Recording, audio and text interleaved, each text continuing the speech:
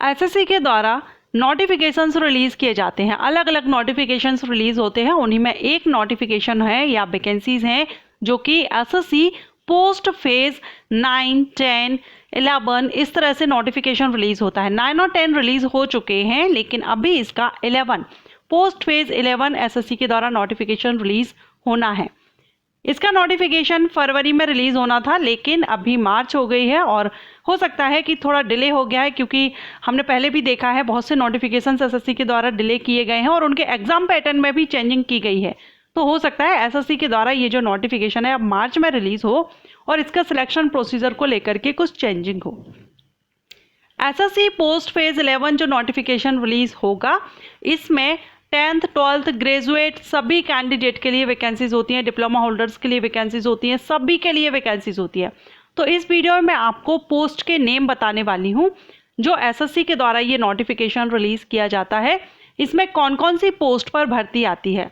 देखिए, वैसे एसएससी के द्वारा जो भी नोटिफिकेशंस रिलीज़ होते हैं, किसी भी लेवल का नोटिफिकेशन हो, एसएससी सीजीएल हो, सीएचएसएल हो, एमटीएस हो, जीडी हो, किसी भी लेवल का हो, एसएससी के द्वारा जो नोटिफिकेशन रिलीज़ होता है वो सेंट्रल लेवल की भर्ती के लिए होता है। Means all India central government के जो डिपार्टमेंट्स हैं, मिनिस्ट्रीज़ हैं, उनमें अगर आप जॉब चाहते हैं तो एसएससी के द्वारा जो भर्तियों के नोटिफिकेशन रिलीज़ किए जाते हैं उसमें आप अप्लाई कर सकते हैं। आज हम इस वीडियो में अदर जो नोटिफिकेशन है उनकी बात ना करके SSC post phase notification release होते हैं उनकी हम बात करेंगे। अभी 11 हाल ही में जल्द से जल्द नोटिफिकेशन रिलीज़ किया जाएगा 11 का, पोस्ट फेज 11। तो कौन कौन सी पोस्ट होती हैं जिन पर भर्ती की जाती है एसएससी के द्वारा इस नोटिफिकेशन के थ्रू।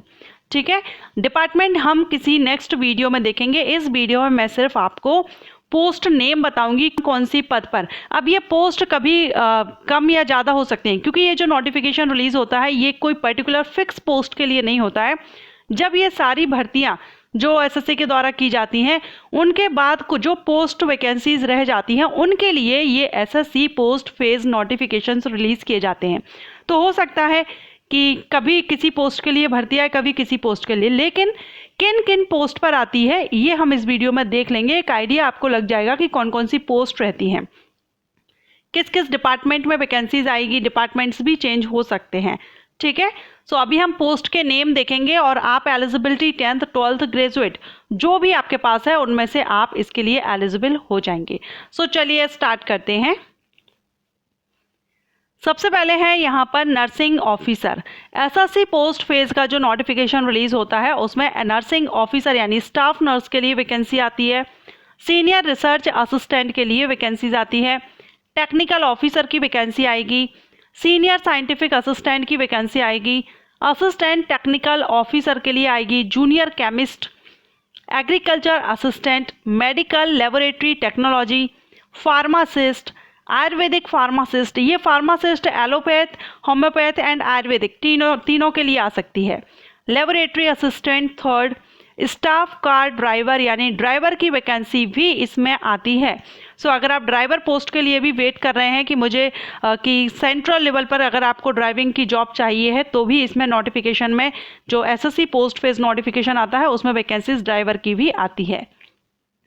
लेडी मेडिकल अटेंडेंट, ये कुछ पोस्ट हैं। इसके अलावा और भी पोस्ट हैं। अब देखिए, इन पोस्ट से आपको ये आइडिया लगेगा, जैसे अगर आपने बीएससी नर्सिंग वगैरह किया हुआ है तो नर्सिंग ऑफिसर की वैकेंसी है। वैसे तो हम सब जानते हैं कि 10th 12th ग्रेजुएट लेवल की वैकेंसीज इसमें आती हैं, लेकिन ये पोस्ट नेम से आपको आइडिया लगेगा कि अगर आपने कोई प्रोफेशनल कोर्स किया हुआ है तो आपके लिए ये जो नोटिफिकेशन है ये इसका वेट आपको करना चाहिए या नहीं, तो एक आइडिया आपको लग जाता है। ठीक है, अब ये जो नर्सिंग ऑफिसर की वैकेंसी है ये अलग अलग डिपार्टमेंट वाइज भी सभी में अलग अलग आती है, वो हम नेक्स्ट वीडियो में देखेंगे। इसके अलावा नेक्स्ट जो पोस्ट इसमें रहेंगी वो है medical attendant, MTS medical attendant. ये जो मल्टीटास्किंग स्टाफ की पोस्ट रहेंगी ये 10th लेवल के लिए रहेंगी। Senior preservation assistant, caretaker, data processing assistant, photo artist, research associate, botanical assistant, field assistant, laboratory attendant, auxiliary nursing midwife यानी ANM के लिए भी इसमें वैकेंसी आती है। Pharmacist cum clerk, clerk post पर भी वैकेंसी आती है, अलग अलग डिपार्टमेंट। ये सारी पोस्ट आपको जो दिख रही है, मैं अभी आगे और भी पोस्ट है, इसमें बहुत सी पोस्ट पर वैकेंसी आती है, सभी अलग अलग डिपार्टमेंट्स वाइज रहेंगी, ठीक है। Surveyor and technical operator drilling, इसके अलावा फार्म मैनेजर की वैकेंसी आएगी, गर्ल कैडेट इंस्ट्रक्टर की वैकेंसी आएगी, साइंटिफिक असिस्टेंट कंप्यूटर साइंस में, कंप्यूटर साइंस है। अब इसमें आपका ग्रेजुएशन मांगा जा सकता है, क्योंकि सारी पोस्ट मैंने आपको यहाँ पर 10th 12th ग्रेजुएट सभी को मिक्सिंग करके बताया गया है। अगर आप चाहेंगे आप मुझे कमेंट कर दीजिएगा कि 12th लेवल की सारी पोस्ट के बारे में बता दीजिए, 10th लेवल की सारी पोस्ट के बारे में जानकारी दीजिए, या ग्रेजुएट लेवल की सारी पोस्ट, तो मैं आपके क्वालिफिकेशन के अकॉर्डिंगली सब सारी पोस्ट को अलग अलग करके भी वीडियो अपलोड कर दूंगी, ठीक है। इसके अलावा स्टोर क्लर्क की वैकेंसी आएगी, स्टोर कीपर की वैकेंसी आएगी, साइंटिफिक असिस्टेंट इलेक्ट्रिकल की वैकेंसी है, multitasking staff, Hindi typist, statistical assistant, stenographer grade second, library clerk, library and information assistant general, handicraft promotion officer and draughtsman. Next post इसमें देखें तो workshop attendant के लिए भी वैकेंसी इसमें आती है, ऑफिस सुपरिटेंडेंट की वैकेंसी आती है, मार्केट इंटेलिजेंस इंस्पेक्टर इकोनॉमिक्स से, एजुकेशनल असिस्टेंट, ईसीजी टेक्नीशियन, ये 12th पास के लिए रहेगी, इंस्पेक्टर मराइन इंजीनियरिंग में, इन्वेस्टिगेटर, चार्जमैन मैकेनिकल, चार्जमैन की अलग अलग रहती हैं, मैकेनिकल में मैंने बताया है, इसके अलावा और भी अलग अलग डिसिप्लिन में आती हैं, photographer, handicraft promotion officer, canteen attendant, data processing assistant grade A, tradesmate, junior wireless officer. इसके अलावा और भी पोस्ट हैं जैसे कि जू रेंजर सबसे अच्छी पोस्ट उसमें मैं कहूँगी जो भी रेंजर पोस्ट, क्योंकि फॉरेस्ट डिपार्टमेंट में आपके यहाँ पर जॉब रहेगी और बहुत से कैंडिडेट रेंजर पोस्ट के लिए वेट भी करते हैं वैकेंसी का। जू रेंजर की पोस्ट इसमें रहेगी, कारपेट ट्रेनिंग ऑफिसर की, स्पीच थेरेपिस्ट के लिए, कंपाउंडर जो आयुर्वेदिक कंपाउंडर हैं उनके लिए वैकेंसी आएगी, डिप्टी रेंजर की वैकेंसी आएगी, radiographer, junior executive and senior executive. ये सारी पोस्ट मैंने अभी आपको यहाँ पर बताई, ये सभी पोस्ट, अब ये पोस्ट क्या है, अलग अलग डिपार्टमेंट्स वाइज रहती हैं, ठीक है।